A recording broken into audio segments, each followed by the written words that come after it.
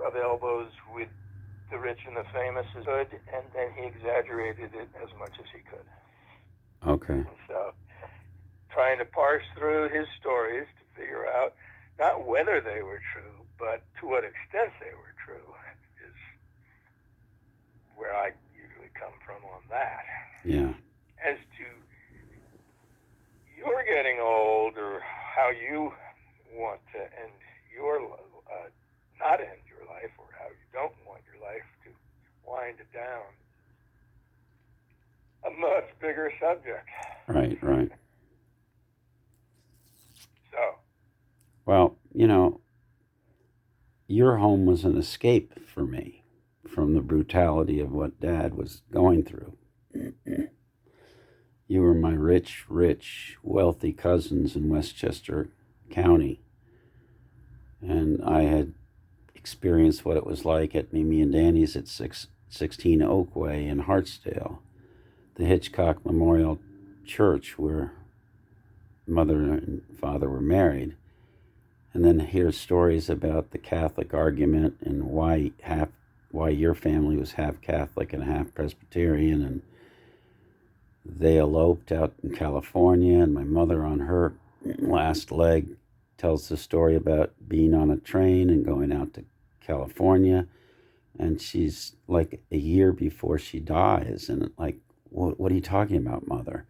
And she was as clear-headed and as cognizant, and then 2 minutes later, have we ordered the pizza, Logan?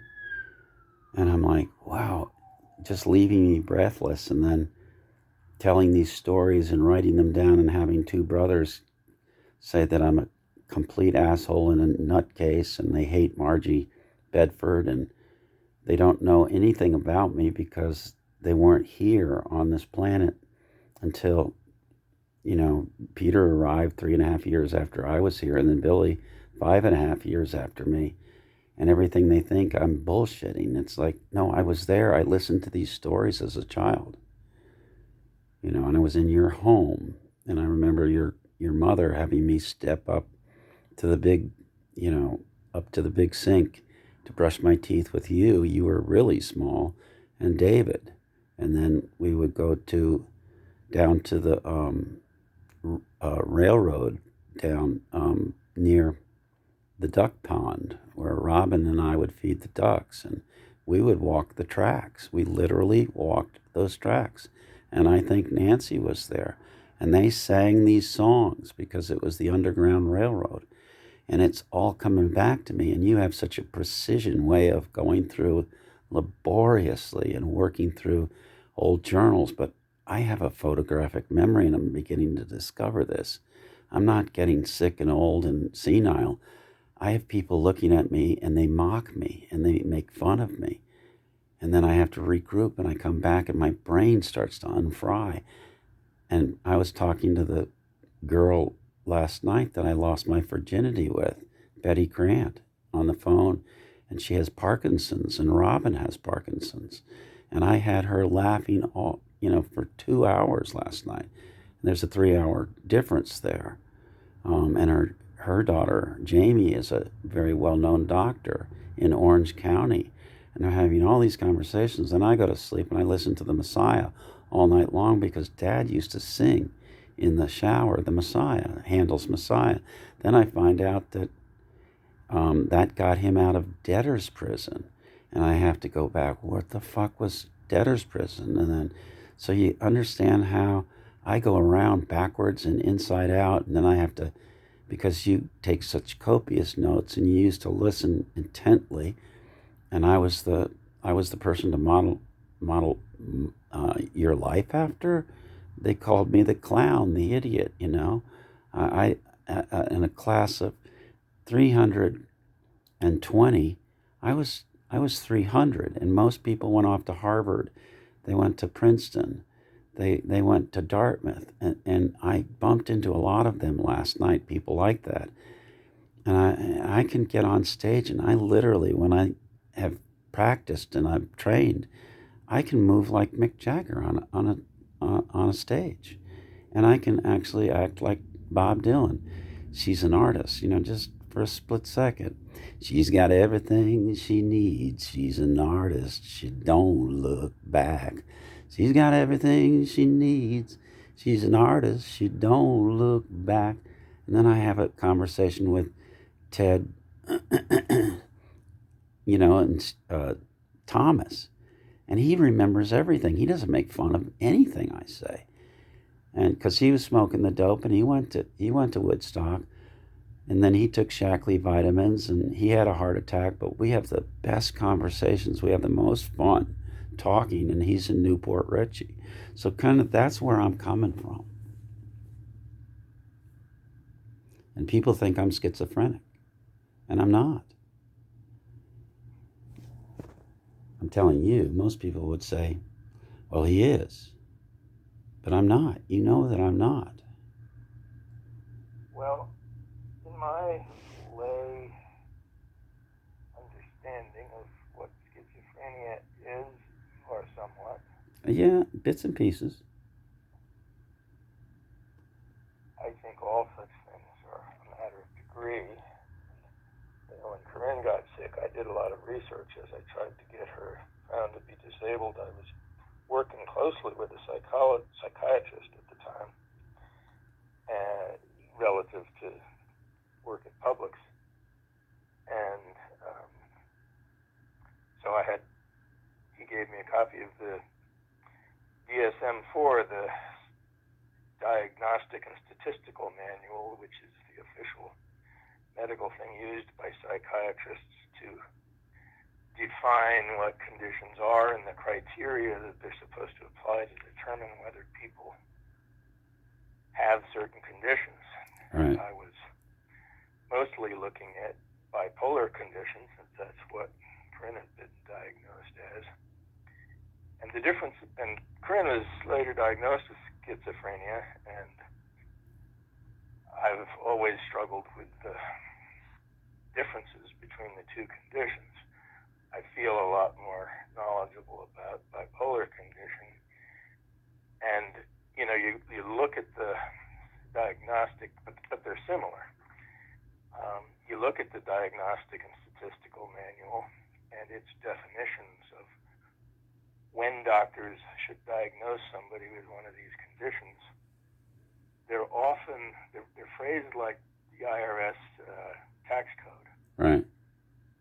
They are, if you have 3 of the following 5 symptoms, and either or both of the next 3, and you have previously been diagnosed as this, or you're between the ages of that and that, Right. or then it starts all over again. I mean, it's just like the tax code. They're full of criteria. Right. Before you can diagnose somebody with a condition. So one of the things that disgusted me politically was when people started to say that they could tell that Trump was a narcissist. Right. I said, you haven't examined him. You don't know his daily life. You can't watch TV, and every psychiatrist in the world knows that that's inappropriate to try to diagnose somebody without. But, because you're politically opposed to the guy, you don't mind calling him that and saying that he's obvious that he is, you assholes. So I'm certainly not going to try to opine about whether you're schizophrenic or bipolar. But I will say that in some ways you strike me as exhibiting some of those tendencies. Yeah. I say that, Logan. I hope it doesn't make you feel bad to hear me say it. Not at all. Not at all. Not at all. Not at all. Part of your. I think knowing yourself and knowing how you're perceived are all ultimately good things. Well, Dad, when he got out of the war and Dr. Spock, Benjamin Spock, not, hold on for a second. He railed. He didn't believe in psychiatry. He didn't believe in psychology. He buried everything. But then one night in 1969, It was Christmas of '69. I'm sitting by the big fireplace with Pat Corey, who was in the Navy. He'd already gone full time. I wasn't yet full time, and I was in the reserves 3 months later, ready to go. And my dad just starts talking, just like Mother had, and he tells the story about the P-51 Mustang. And I had to go back, and I didn't ask him precise questions about the B-17 bomber and his missions as a co-pilot. But I wanted to know why, if you finished 35 missions and 80% of these guys never returned, why did you want to go back out there and fight?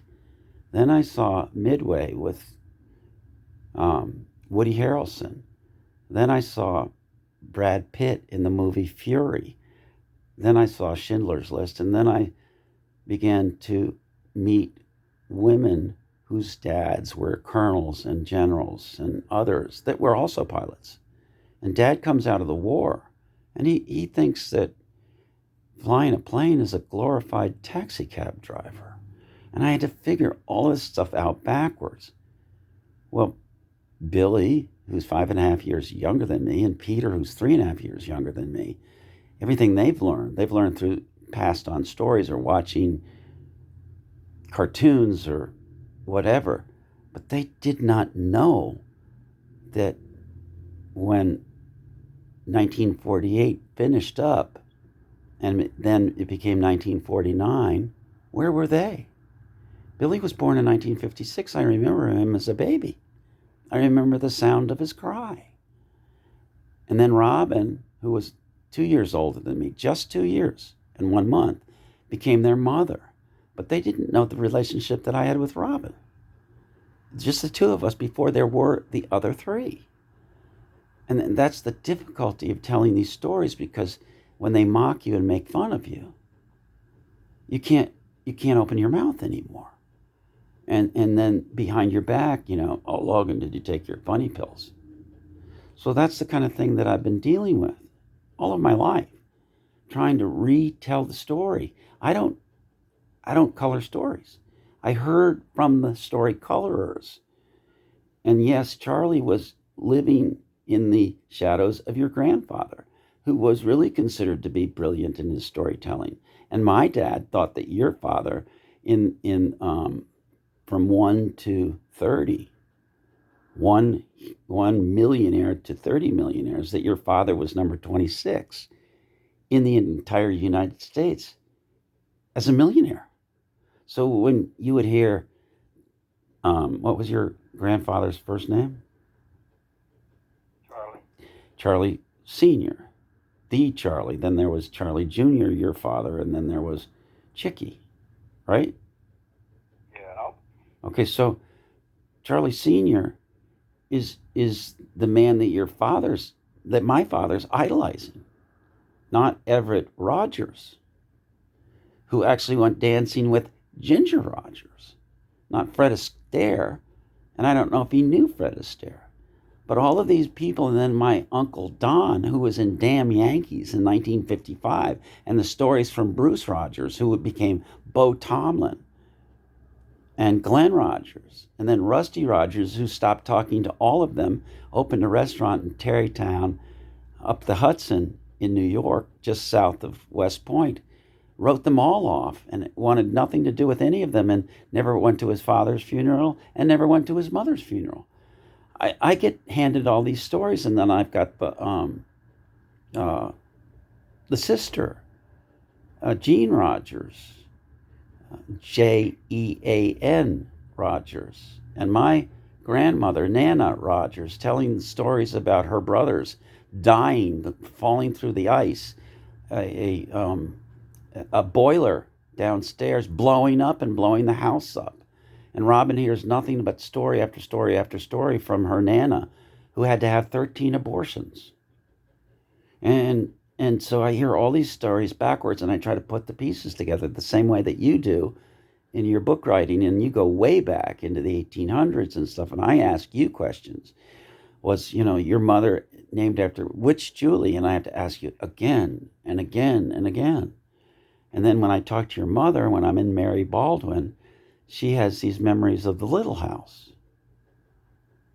So you can understand where schizophrenia is so bizarre. It goes up one road, and then you have Parkinson's disease, and you have other diseases of the brain. And that's why when people diagnose me from afar, far Texas, I met a young lady just a week ago who used to go into the fabric store because the fabric store was so well known in far Texas. And then I saw how schizo crazy she was.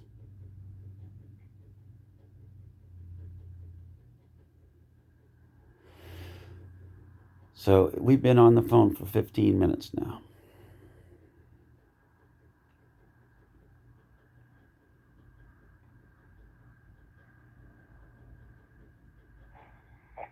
And I love it. I love that laugh of yours because your dad had that laugh. One of the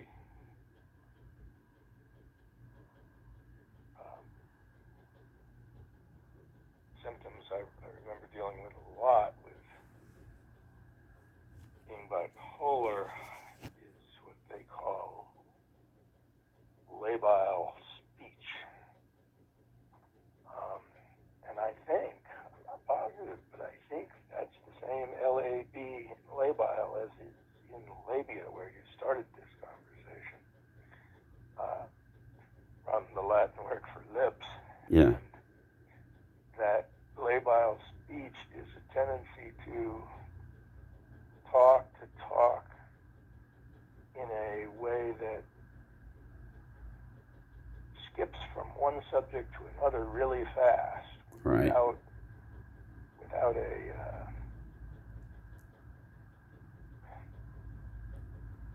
in a way that some people, you can kind of see the connection between point A and point B, although sometimes it's not clear. But then when you go from A to B to C to D to E to F to G, it's like, wait a minute, where are we going? And I've told you before that I have trouble trying to figure out what the hell we are talking about, and it is trying. Right. And so I suppose the fact that people listening to you sometimes feel lost and have difficulty trying to figure out where you're going or how to make sense of it, how to find the patterns in it, is part of why they end up calling you names. Right. I try to avoid calling you names, but I do have some of the same difficulties Well, figuring out where you are and where you're going with. when you spend the time that we did, like I said, painting a fence with oil, washing your brushes with gas, and literally from the house, we ranch. Did you ever cook toy soldiers and boil lead on the Yes. Yeah. It gets into the brain cell and it gets locked in there and you can't get it out. You've met my friend Roger. My friend Roger talks about how many hundreds of thousands of roofing nails he had in his mouth. And Yeah. he's convinced that those metals wore off and all that lead that he swallowed affected him. Absolutely. I 100% agree. I never spent much time with Roger.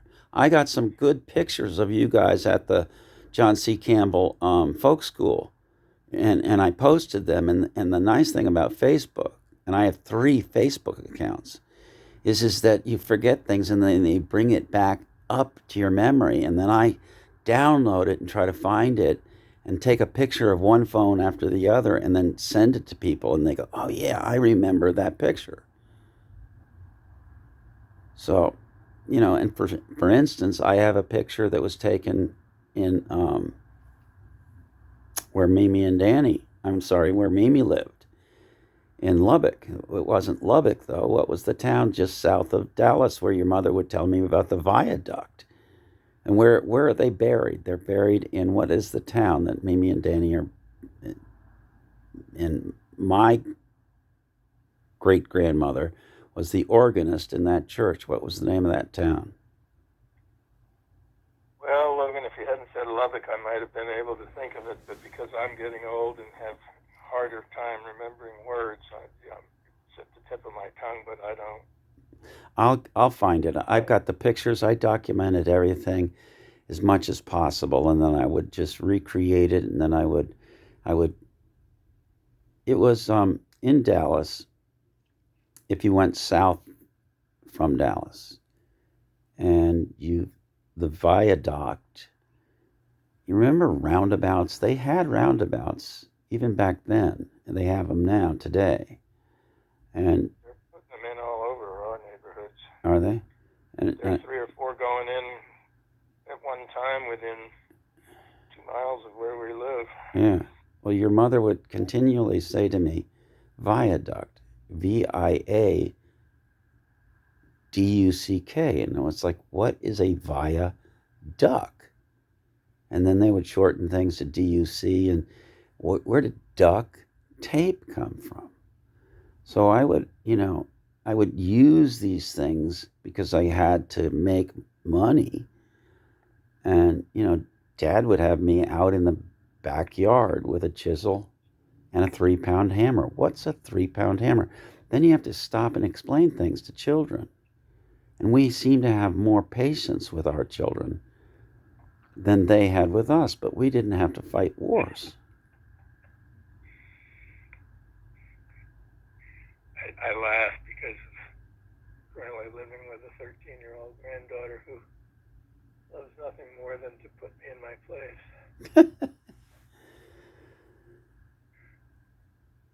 Do you want to just be designated over in the corner, drooling? Who's that? Well, that's Joe Carvin. He wrote the only official book about Publix, and they just had a 90th anniversary. You mean these stores have been here for 90 years? Yeah, they have anniversaries. Everybody has anniversaries. Well, who is this Joe Carvin? Well, he's a guy who, worked for Publix, and he had to go to Georgia, and they didn't have any Publixes in Georgia.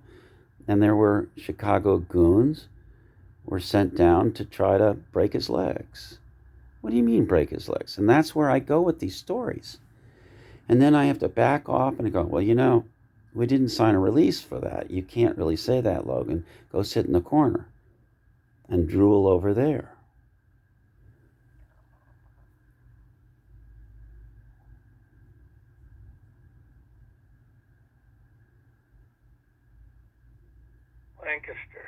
Lancaster, thank you. I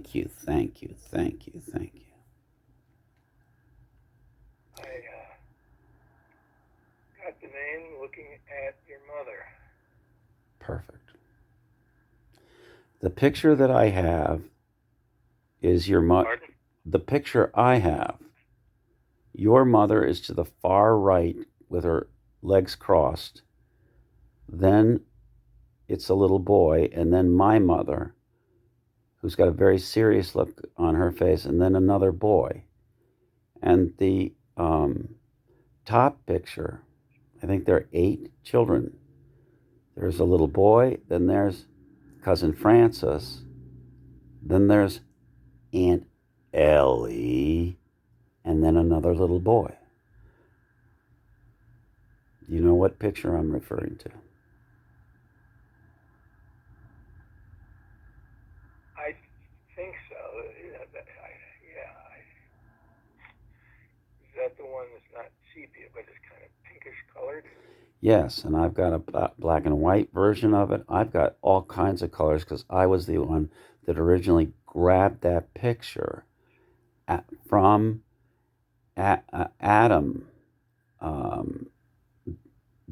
not Bedford, but Charles Adams' son with Aunt Ellie.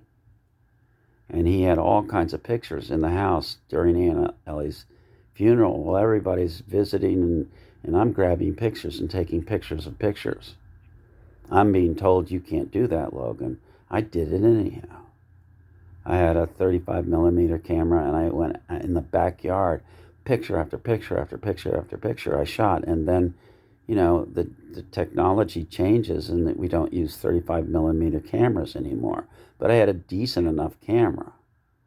And then I stored everything in film.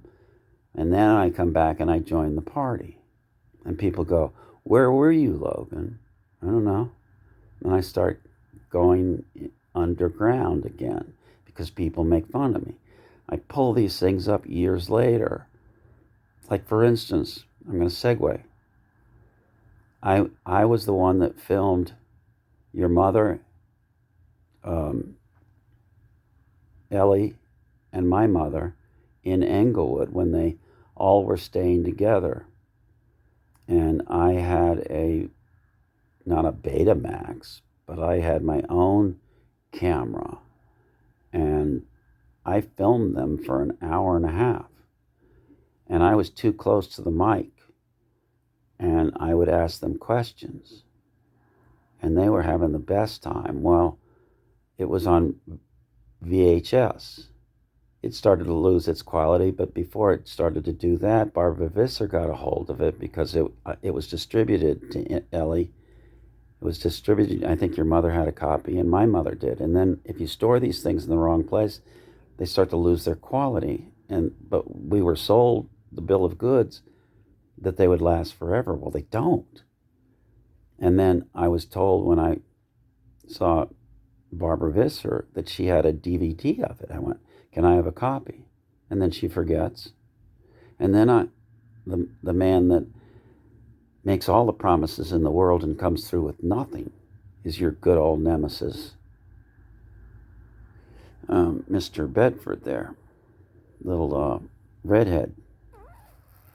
And he has his son, Henry has his son, begin to archive and professionally film the stuff that I did. And he says, and the stuff that Danny did in 16 Oak Way, which was 16 millimeter film before 8 millimeter film was developed. And so he goes, "Yeah, I'll send you a copy." I get home from the reunion that we had out in San Antonio. I call him again. Every 6 months, I call him again, another 6 months. Nothing. Then I find out and I hear from Barbara Visser that they're on a sailboat in Bradenton. And it's like my first cousin, my mother's older sister's youngest son, won't return a call. So am I crazy? Am I insane? Then I start hearing these stories about Al Bedford from Betsy Heath. And they're exactly like what my dad described Al Bedford to be. And I'm going, who's telling me the truth here? And then the story of the coal cock, and Peter and Billy grilling your father about when Bill Rogers got coal cocked by Al Bedford, standing and telling stories. And I didn't know the English background that Al Bedford had or any of the above. And then I hear stories about Ellie having been under the surgery knife of Dr. Bill Bedford, Al Bedford. And then Bill telling me stories about how he cut open his chin and his father just had him bite down on a stick or something and grit. And then he, with no Novocaine, sewed up his chin. Some of these things are really real. And then I had to go to the hospital. Go ahead. When you were asking about their hometown and said Lubbock, and I know it began with an L and it was on the tip of my tongue, I already had Ancestry.com open, so I looked for my mother, and that's when I saw your mother instead. She came up for whatever reason, and I saw I had a bunch of hints. Ancestry works with hints. They say, "We think we've found a record that might pertain to your ancestor." Oh, okay. There were 6 of them for your mother. So in the last, while you were talking, I have pulled up an article about her engagement to your father from a newspaper in Bryan, Texas. I have pulled up her birth certificate, which was interesting. I'd never seen that before. Wow. Just in the matter of minutes, I have 6 documents pertaining to her life in front of me that I've never seen before. So Wow. I think that's pretty cool. Her birth certificate is interesting because of the fact that it says that that the doctor added something to it which I've never seen before.